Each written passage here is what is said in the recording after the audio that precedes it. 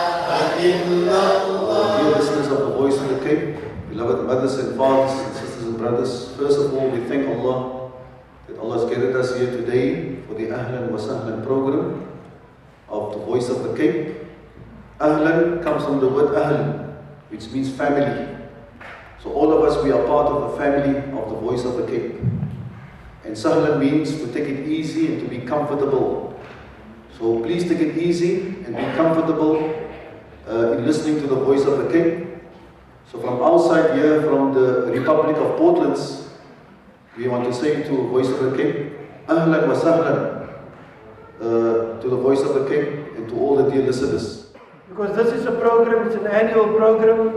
It is the 17th year that this program has been running, and therefore we are so appreciative of the various masajid that would accommodate us.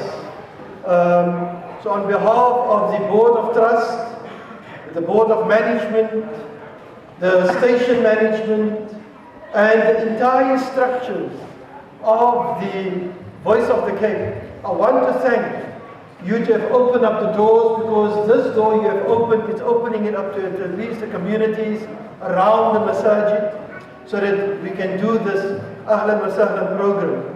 The Ahlan wa Sahlan program is also in conjunction with the Gift of the Givers, and as we know, the Gift of the Givers, the sterling work they are doing in this community, and they're not only doing it, in the month of Ramadan, they're doing it throughout the year. And therefore I want to thank them. For the past 17 years, they have been with us, the Ahlan wa Sahlan program, to come and at least say, here we are with the Voice of the Cape, giving a service to the Muslim community, and especially in this blessed month of Ramadan. La ilaha illallah, la ilaha illallah, la ilaha illallah.